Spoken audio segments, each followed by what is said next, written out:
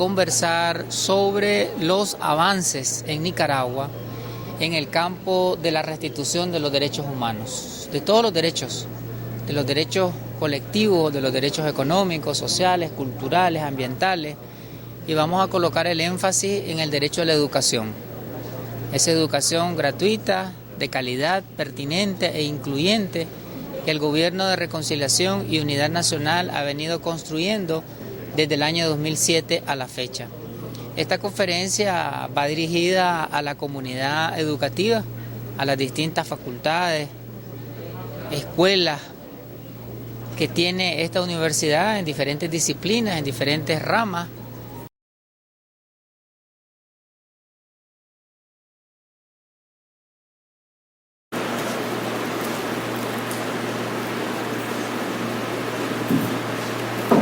Buenos días, hermanas y hermanos, parte de esta comunidad educativa.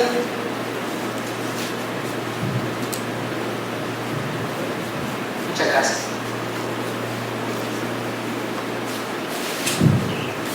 Realmente es un gusto para mí estar aquí en AFAREC Estelí, casa de estudios, no solamente de este departamento, sino es una casa de estudio de referencia regional y nacional inclusive.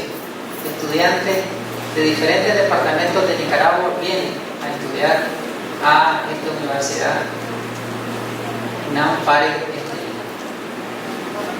Muchísimas gracias a las palabras de bienvenida de parte del vicedecano y un gusto poder interactuar con todas las autoridades de esta universidad que tienen responsabilidades en diferentes decanaturas, en secretarías académicas, en equipos de dirección de diferentes facultades y estar con docentes y estudiantes de diferentes carreras, en particularidad con el doctorado en programas socioeducativos e intervención social. Modelos de intervención socioeducativos.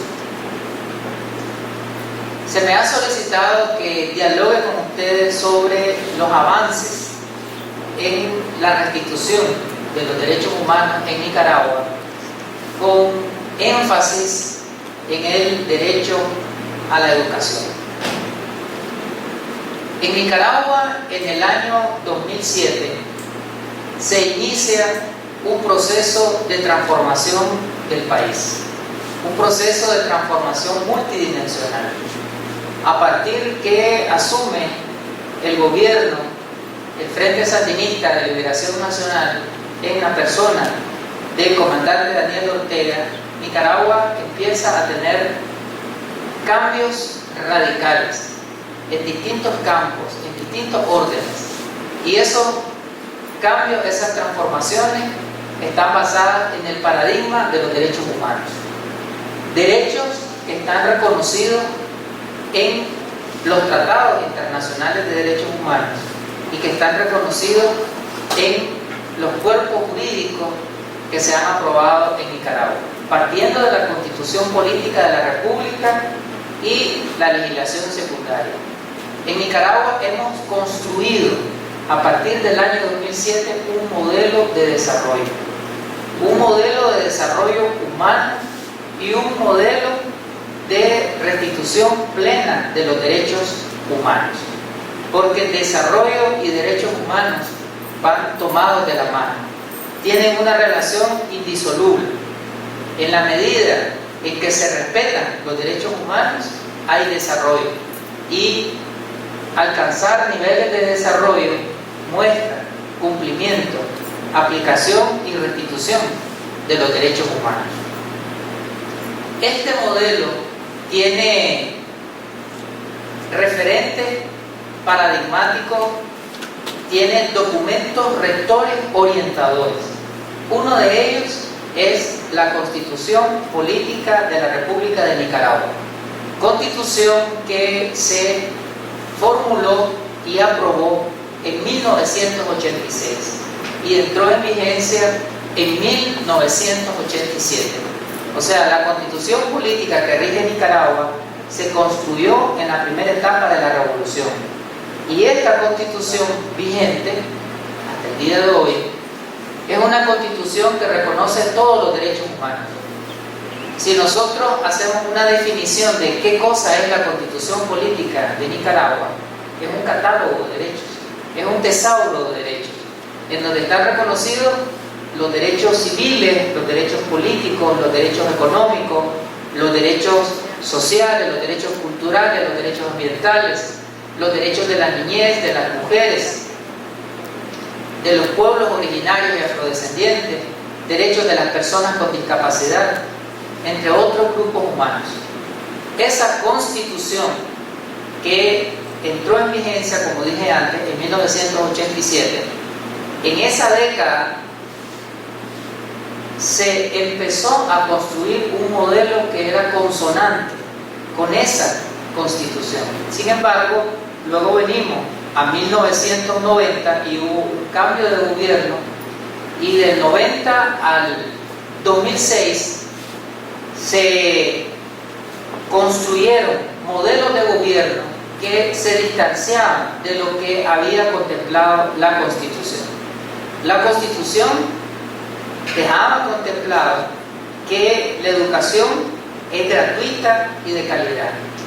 La Constitución dejó contemplado que el Estado tiene la obligación de crear programas en salud, programas preventivos, programas atencionales, programas en recuperación, programas en rehabilitación en la salud, que 3 gobiernos consecutivos no cumplieron. Es decir, toda esa construcción de derechos, todo ese reconocimiento expreso de derechos que establece la Constitución fueron obviados por los gobiernos que administraron la cosa pública en Nicaragua.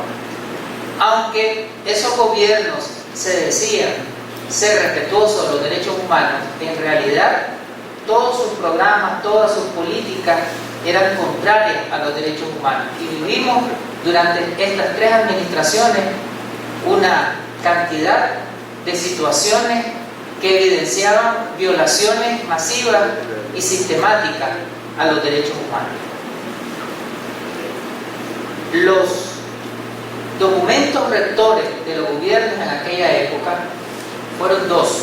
Uno fue la Estrategia de Crecimiento Económico y Reducción de la Pobreza, que rigió más o menos entre 1990, los primeros años de los años 90, hasta los primeros años de los 2000, y luego tenemos el Plan de Desarrollo,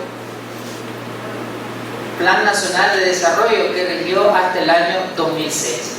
Estas 2 políticas de país no tenían como centralidad a las personas y a los seres humanos, sino que tenían como centralidad las políticas macroeconómicas. Su interés era la macroeconomía, es decir, la estabilidad de la moneda, un manejo sano, entre comillas, de la economía, en donde hubiera un equilibrio en la balanza de pagos, controlar la inflación y, sobre todas las cosas, crear emporios económicos, lo que ellos le llamaban clústeres, que ni siquiera tuvieron la sensibilidad para cambiar ese anglicismo que venía empaquetado de universidades norteamericanas, y la concepción tradicional de creer que con un desarrollo económico automáticamente se iba a generar un desarrollo social. Ese modelo sucumbió, ese modelo fracasó, ese modelo generó pobreza, exclusión social, concentración de la riqueza, concentración de la tierra, del capital, poca cobertura de los servicios básicos, altas tasas de mortalidad infantil, mortalidad materna. Es decir, las condiciones y el nivel de vida de la población nicaragüense se deterioró drásticamente durante esos 3 gobiernos. consecutivos. Decíamos que en el año 2007 se inaugura en Nicaragua un nuevo proceso, y parte de ese proceso es que se construye un nuevo paradigma y una nueva política, porque los paradigmas deben de reflejarse en políticas públicas. Entonces se construyó un nuevo paradigma, una nueva política pública, una política del país, que es el Plan Nacional, tal vez lo vamos colocando ahí, es el Plan Nacional de Desarrollo Humano. El Plan Nacional de Desarrollo Humano es lo que ha orientado la praxis en derechos humanos en estos 14 años.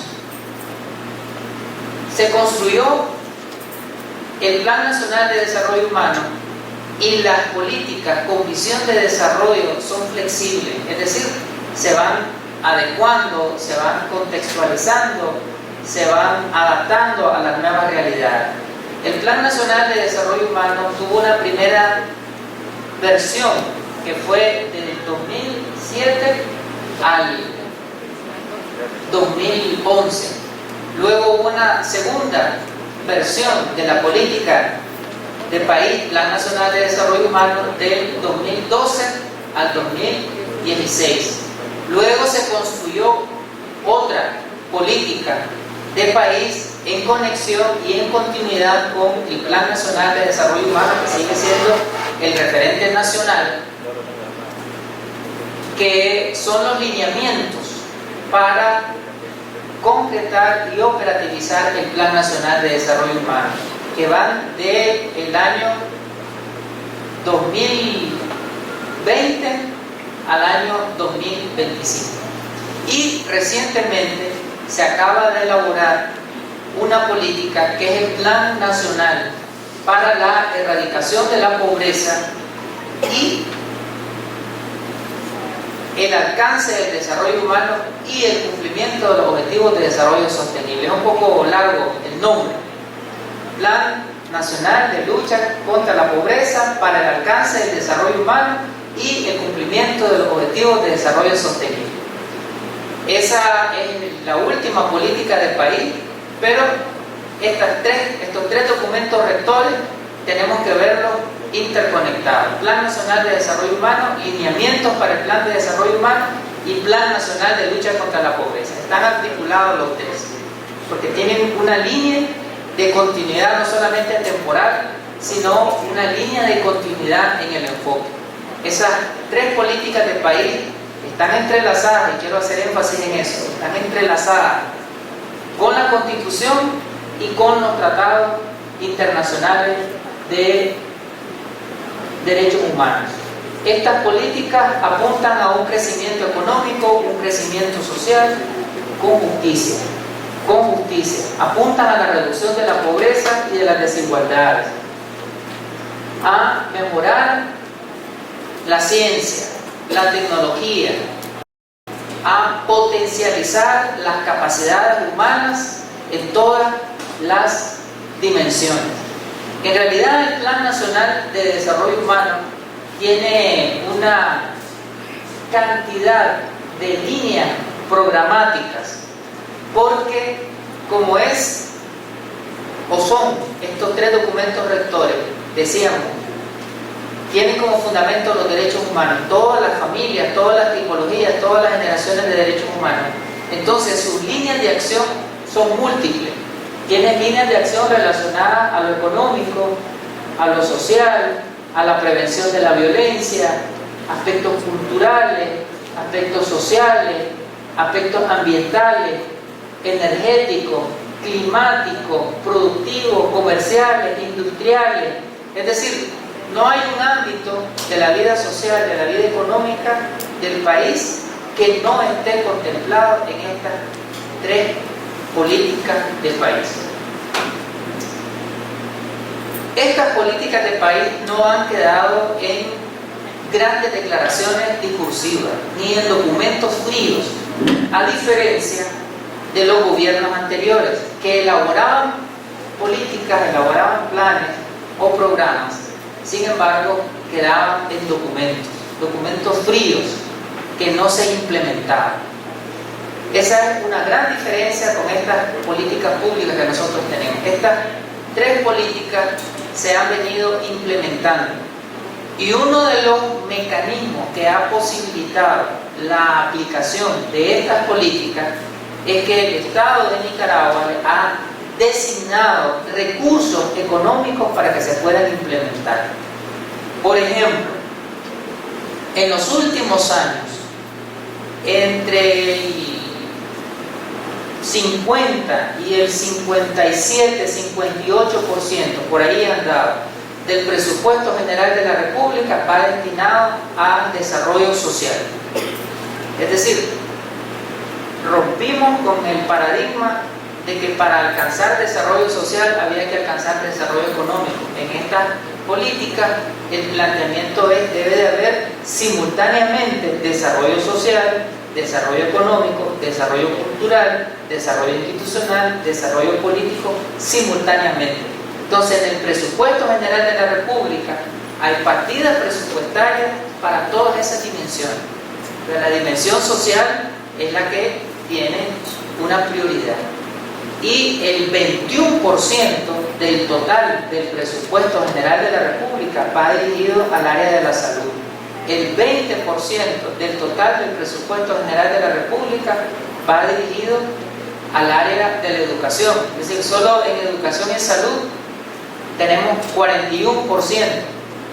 Luego le sumamos vivienda, le sumamos inversión para los servicios básicos y protección social.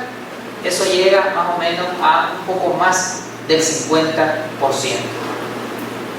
Entonces, tenemos las políticas, pero también tenemos los recursos económicos para operativizar, para implementar, para hacer realidad esas políticas. Y un instrumental programático, es decir, no solamente están las líneas generales, sino programas que permitan hacer realidad esos documentos rectores. Hemos construido entonces en estos 14 años más de 40 programas socioeconómicos que hacen posible la implementación de las políticas del país. Estos programas socioeconómicos son conocidos por el pueblo, son conocidos por la comunidad educativa. El programa Hambre Cero, el programa Usura Cero, el programa Plan Techo, el programa Todos con Voz, el programa Proposam, el programa Crisol, el programa Calles para el Pueblo, el programa Amor por los más chiquitos, el programa La Hoja de Ruta de Erradicación del Trabajo Infantil, etc. Son más de 40 programas socioeconómicos que le dan salida a estas políticas rectoras del país. La Constitución, más las políticas del país, más los programas, más los lineamientos municipales para territorializar y municipalizar los programas socioeconómicos que mencioné, han permitido mejorar los indicadores de derechos humanos y los indicadores de desarrollo en todos los campos. Comencemos con el campo de la salud. ¿Por qué? Pasemos todo eso, porque más o menos ya lo mencioné.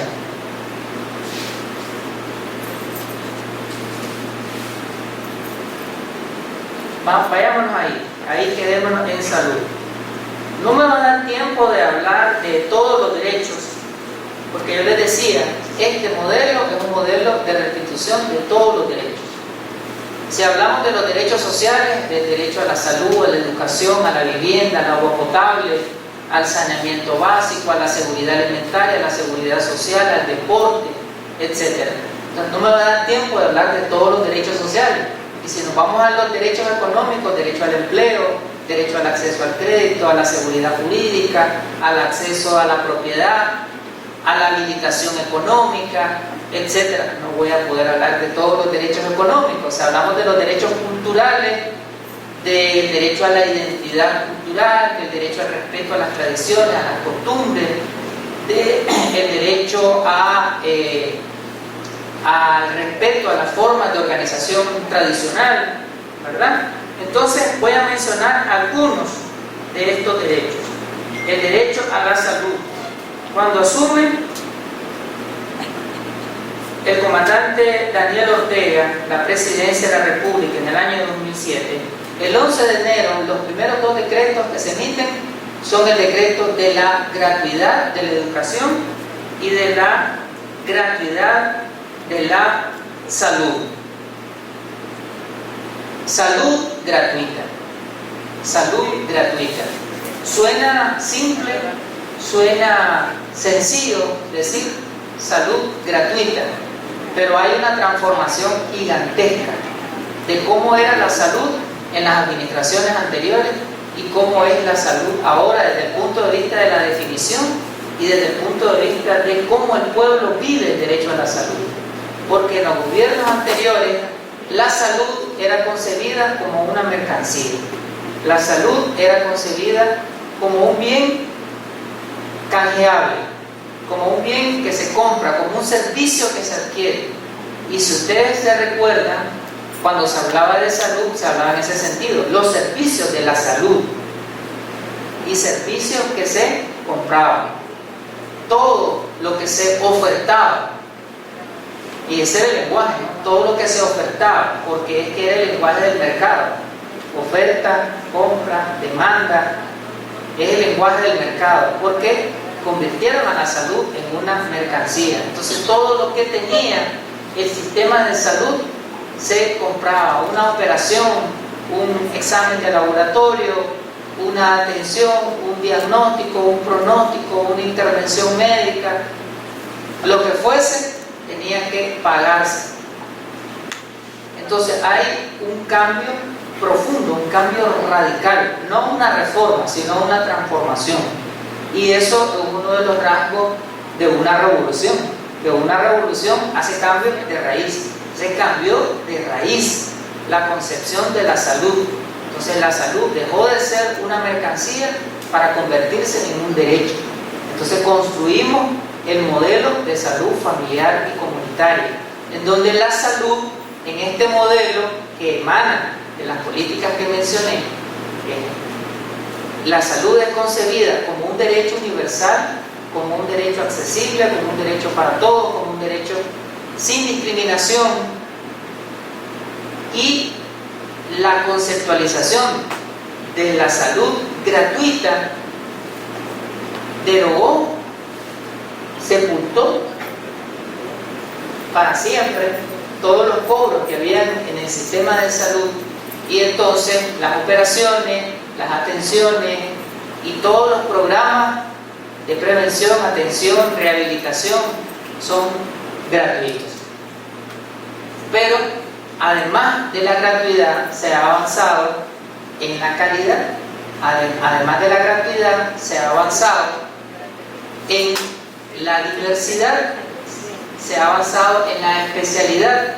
Y yo les decía de que la inversión pública, entonces por ahí aparecía de que en los gobiernos neoliberales el año en donde más inversión ellos tuvieron fue de 3.900 millones de córdobas.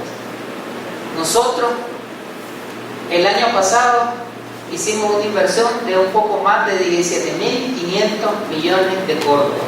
Es decir, hemos quintuplicado, en millones de córdobas, hemos quintuplicado los volúmenes de recursos económicos destinados para la salud. Y esos recursos económicos se pueden ver, se pueden palpar, ¿ya? Esos recursos económicos se han traducido en una infraestructura en salud. Una infraestructura en salud. Tenemos la red hospitalaria, la red de hospitales públicos, la mayor cantidad y con la mejor infraestructura en América Central. Ha sido reconocido por diferentes organismos internacionales. Tenemos 77 hospitales, se han construido más de 19 hospitales, se han rehabilitado más de 50 hospitales y hay 8 hospitales que están en proceso de construcción. Entonces, además de esa red hospitalaria, hay otra infraestructura en salud que también se ha venido construyendo en todos estos años. Casas maternas, se han construido más de 70 casas maternas en estos años, se han construido centros de salud, clínicas especializadas, hay una diversidad de clínicas que se han construido en estos años, clínicas para el manejo del dolor, clínicas para personas con enfermedades particulares, clínicas para personas con discapacidad, clínicas para personas adultas mayores, entre otras clínicas que se han venido construyendo en estos años. Y se han fortalecido también las casas base, se han fortalecido toda la red que tiene que ver con atención primaria en salud.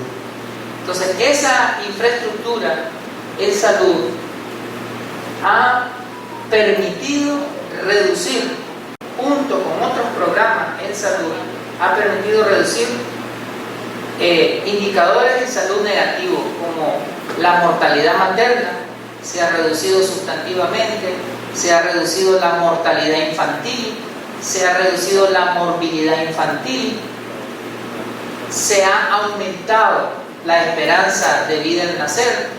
La mortalidad infantil es el número de niños que mueren antes de cumplir un año.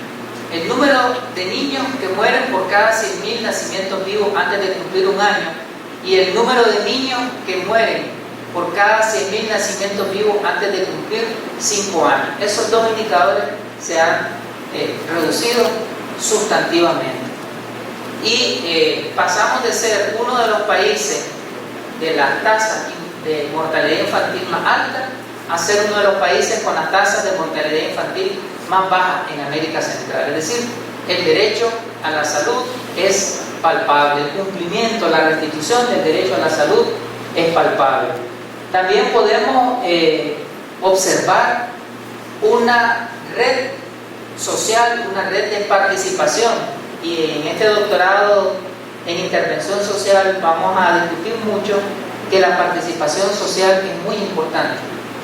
El protagonismo social, el protagonismo de las colectividades es muy importante. Tenemos una red de participación social de miles de personas, de brigadistas de salud, de voluntarios de salud, que se involucran en las jornadas de limpieza, que participan en las jornadas de vacunación. Es decir, todos estos logros en salud no se han logrado alcanzar solo por los servidores públicos de la salud, por los médicos, por las enfermeras, sino que hay todo ese tejido social voluntario que participa de forma dinámica. Ahí se muestran algunos datos: 143 centros de salud, 1.333 puestos médicos distribuidos en todo el país, y ya tenemos como unas 80 clínicas, 80 unidades de clínicas móviles. Si pasamos.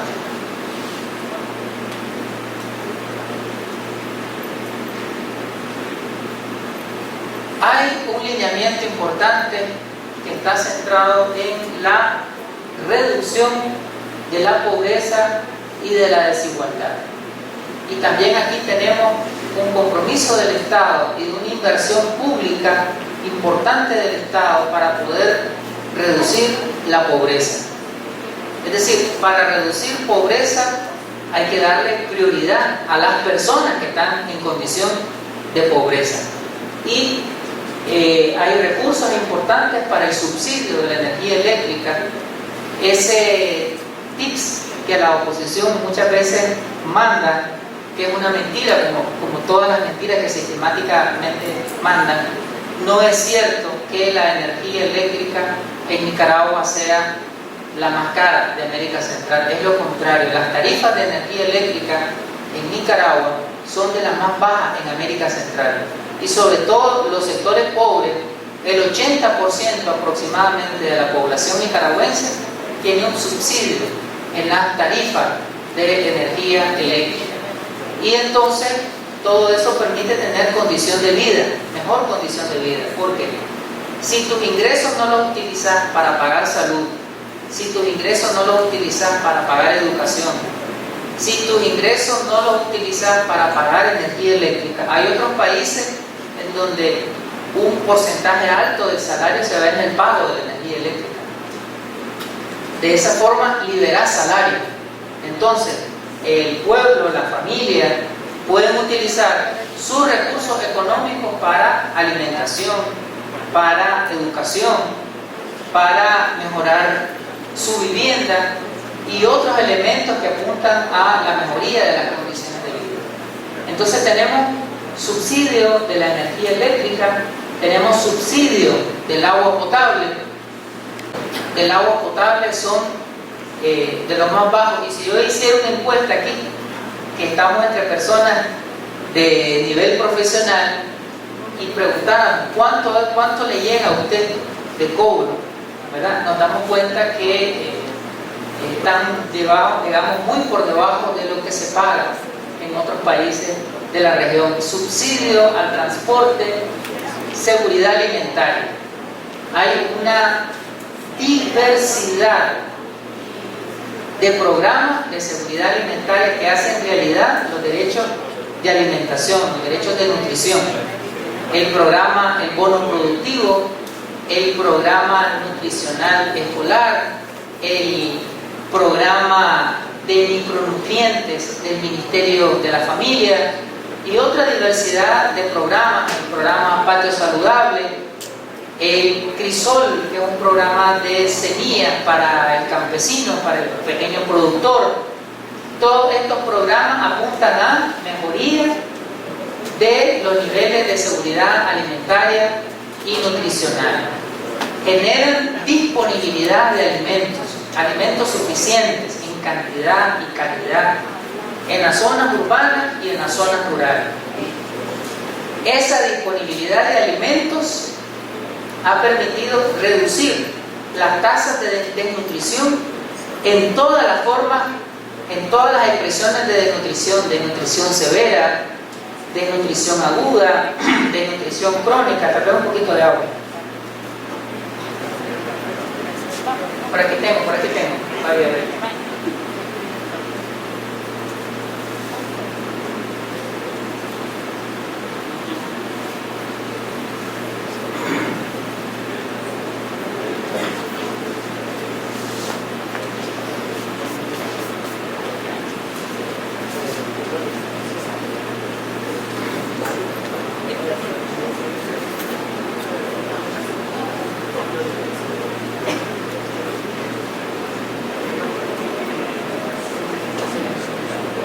La desnutrición, hay diferentes formas de medir desnutrición. Hay nutricionistas aquí en el auditorio.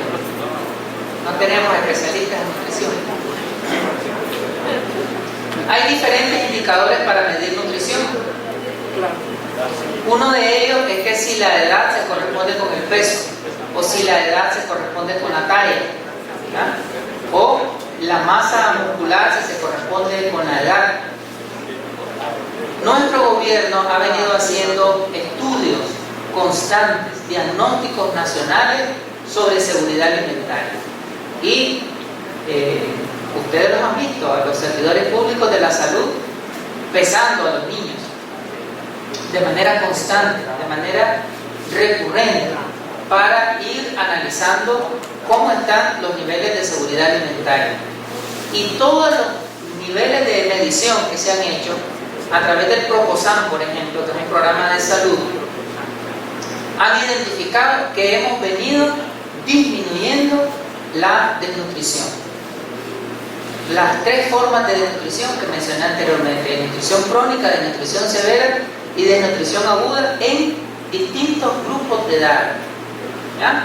Gracias a la producción de alimentos y a la disponibilidad de alimentos. Entonces, cumplimiento al derecho a la salud, cumplimiento de derechos de seguridad alimentaria, cumplimiento de derechos a una calidad de vida digna. Todo lo que tiene que ver con el derecho a una vivienda.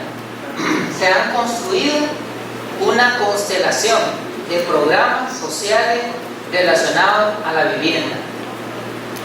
el programa Plan Techo, el programa Bismarck Martínez, todos los programas relacionados a la vivienda de interés social. Aprobamos en la Asamblea Nacional una ley de interés social en donde el monto para clasificar una vivienda de interés social lo hemos venido subiendo y lo hemos venido subiendo y subiendo, de tal manera que hay una liberalización para la prima y luego los montos mensuales se han venido bajando, de tal manera que sectores sociales, no solamente profesionales, sino productores, emprendedores, han venido adquiriendo viviendas de interés social. Entonces hemos logrado reducir el déficit habitacional y son miles de viviendas que se han construido en estos años a través de esa diversidad de programas sociales. Tenemos la restitución del derecho a la seguridad jurídica, la seguridad de la propiedad. Y en cada derecho no hay, si ustedes se fijan, no hay un programa, sino que hay una diversidad de programas para abordar cada derecho. Entonces, en cuanto al derecho a la propiedad, igual hay una diversidad de acciones estratégicas impulsadas desde la Procuraduría de la Propiedad, desde la Intendencia de la Propiedad, en donde se han titulado de manera masiva viviendas, tanto en las zonas urbanas como en las zonas rurales. Y hay un proceso de titulación a las propiedades individuales, pero también un proceso de titulación a la propiedad colectiva. De tal manera que en este momento nosotros tenemos el 31% de la propiedad colectiva, el 31% del territorio nacional está titulado en propiedad colectiva. Eso es propiedad de los pueblos originarios y afrodescendientes, los Ulguas, los Miquitos, los Mayanas, los Garífonas, que tienen una forma de tenencia de la propiedad distinta, no es la tenencia de la propiedad individual, sino que es la propiedad comunitaria, es la propiedad colectiva, es la propiedad del pueblo, en un sentido colectivo. Entonces, avanzamos en titulación individual, avanzamos en titulación de las comunidades ancestrales, y eso significa seguridad jurídica para el país. Hemos avanzado en cuanto al acceso a los servicios básicos, derecho al acceso a los servicios básicos, derecho al acceso a la energía eléctrica. En el año 2006 nosotros teníamos una cobertura del 53% de cobertura de energía eléctrica. 53%. O sea, prácticamente la mitad de la población nicaragüense no tenía acceso a la luz eléctrica. Y de esa población que tenía acceso a la luz eléctrica, la mayor parte del tiempo estábamos en oscuridad. Y pasábamos entre 8 y 12 horas a oscuras. Y eso tenía una repercusión en diferentes aspectos, porque si no tenés luz eléctrica, no podés estudiar, no podés hacer las tareas. Si no tenés luz eléctrica, no podés tener tu pulpería, se descomponen, ¿no? Todos los víveres, los elementos para la vida que guardás en la refrigeradora o en la mantenedora.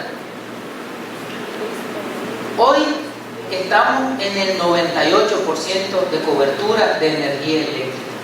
Es decir, estamos cerquita, nuestros ojos, Dios primero lo van a ver, una cobertura de 100% de energía eléctrica. Es decir, un país luz.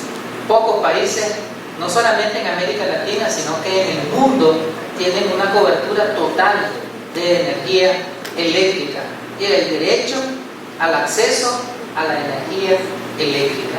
Y eso tiene una connotación en la economía, en la educación, en la salud, y no solamente es la cobertura, sino la calidad de la energía que tenemos. Es decir, es una energía fluida, es una energía permanente, y es una energía que no depende de los fósiles, que no depende del petróleo. Es decir, este 98% lo hemos logrado con un cambio de la matriz energética, es decir, generamos energía de distintas fuentes, energía geotérmica, energía eólica, energía solar, energía hidroeléctrica y la energía tradicional, ¿verdad?, en base a hidrocarburos, en base a fósiles.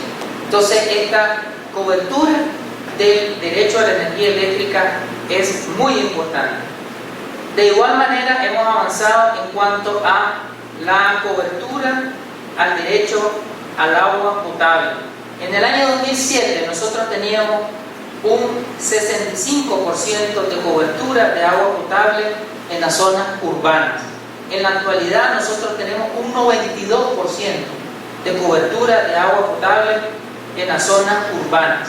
Y en las zonas rurales teníamos al 2007 un 27% de cobertura, al 2021 tenemos un 55% de cobertura. Es decir, estábamos bastante rezagados en la cobertura de agua potable en las zonas rurales. Hemos más que duplicado el porcentaje de cobertura al pasar del 27 al 55%.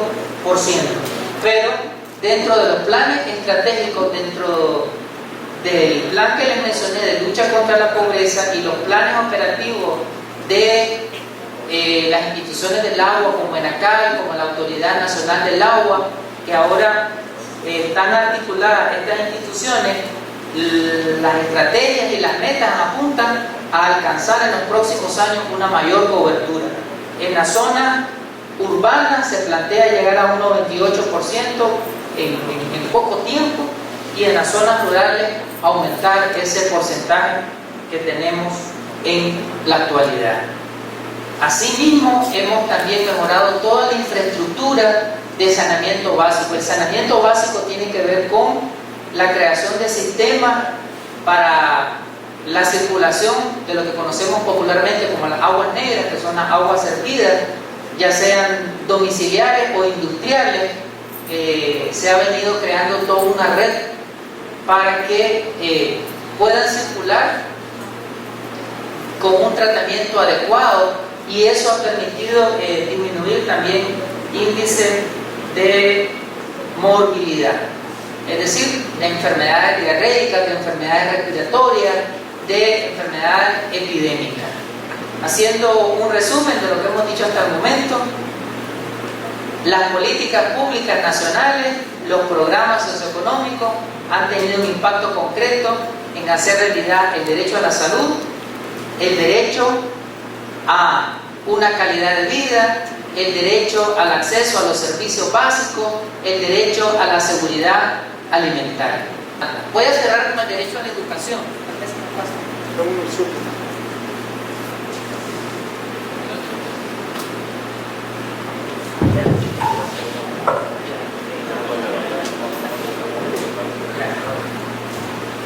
Voy a cerrar con el derecho a la educación. El modelo constitucional que tenemos en Nicaragua sobre la educación establece que la educación es gratuita. Dice la Constitución: ningún niño se quede fuera de la escuela por razones económicas. Educación gratuita, eso es lo que consigna la Constitución. Nuestra Constitución consigna un derecho de educación para todos los niveles. Para todos los niveles. Preescolar, primaria, secundaria, educación técnica y educación universitaria. Y hay líneas constitucionales alrededor de eso. Por ejemplo, dice que la educación primaria y secundaria, dice que la educación primaria es gratuita y obligatoria. Dice que la educación secundaria es gratuita. Establece el 6% constitucional para las universidades. La Constitución nos habla de una educación crítica, de una educación conciencial, y dice que el Estado tiene la responsabilidad de crear un modelo de educación que tenga, que en la población sujeta educativa pueda tener esa conciencia crítica. entre otros postulados constitucionales. Sin embargo, las administraciones anteriores, y este ejercicio tenemos que hacerlo constantemente, el antes y el después, el antes y el hoy, tenemos que hacerlo todos los días, porque tenemos una memoria volátil, ¿verdad? Una memoria volátil. Y entonces tenemos que estar recordando cómo era antes la educación, cómo era antes hoy. Tenemos que recordar que antes se pagaba por la prematrícula, la matrícula, la mensualidad, la entrega de boletines, la entrega de certificados de notas para hacer los exámenes, ¿eh? La constancia, las escobas, el día del maestro, el día del padre, el día de la madre, el día del niño. Así, todo, absolutamente todo, ¿verdad? Y si no, se pagaba, te ponían en una hoja, ¿no?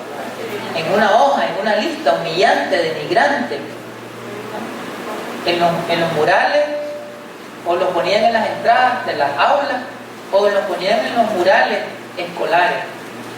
Y sacaban a los chavales, leían la lista, y los que no habían pagado lo sacaban del aula, no hacían el examen.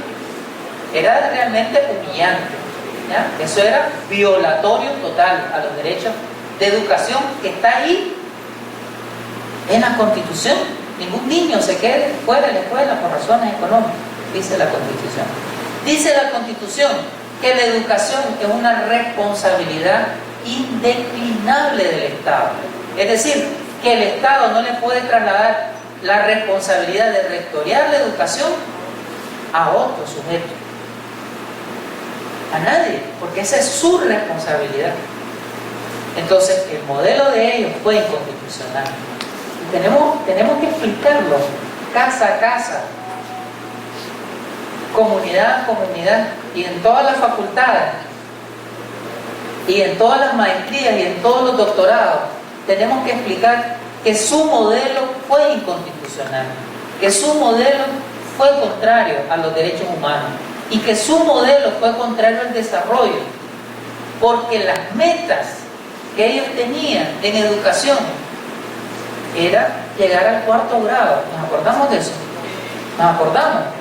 No se nos ha olvidado, ¿verdad? ¿Ya? 4º grado, ¿ya? 4º grado. 4º grado era la máxima aspiración que tenían los gobiernos anteriores. ¿Por qué? Porque en su modelo no era un modelo de desarrollo humano. Su modelo era un modelo de reproducción del sistema capitalista, es decir, de tener una base social para que fuera a trabajar a sus empresas. Y para ir a trabajar a sus empresas solamente se necesita la manipulación, la maquiladora, ¿no? Las maquilas, las máquinas.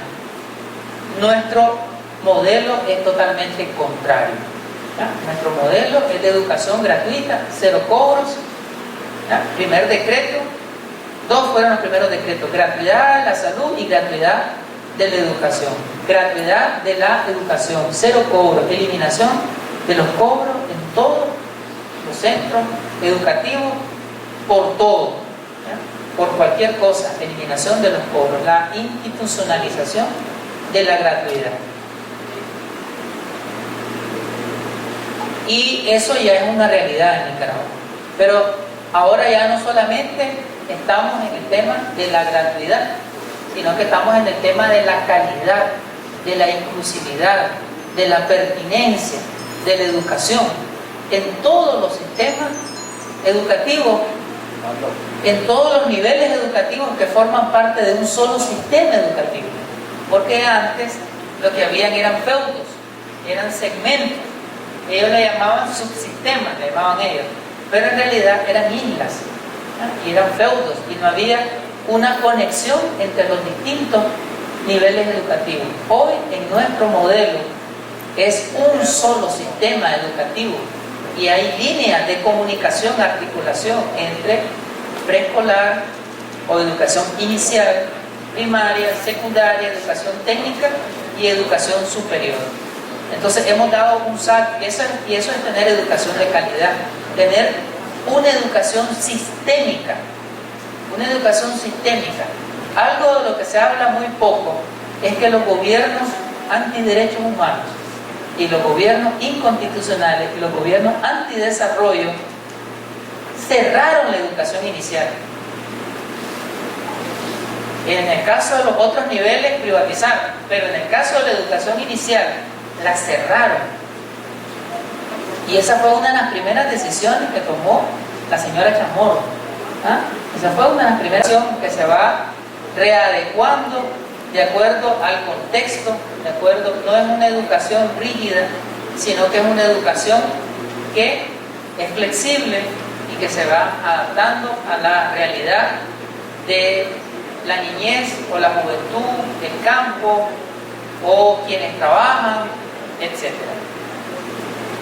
Y no nos da tiempo, ¿verdad? Si gustan se quedan en el doctorado. Hemos mejorado todos los indicadores en educación: cobertura de la educación, promoción de la educación, retención escolar, calidad educativa, es decir, todos los indicadores que miden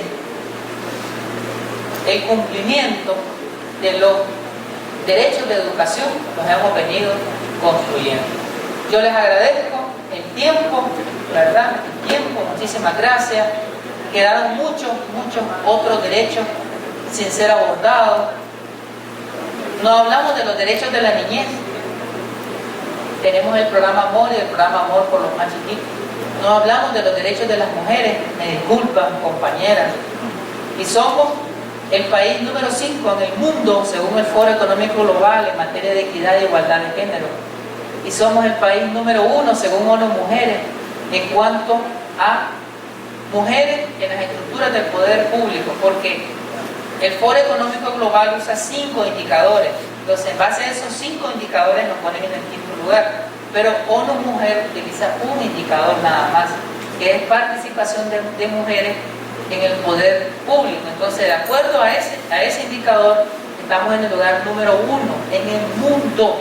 O sea, no en las Américas, en el mundo. O sea, no hay un país que tenga mayor participación política de las mujeres que Nicaragua.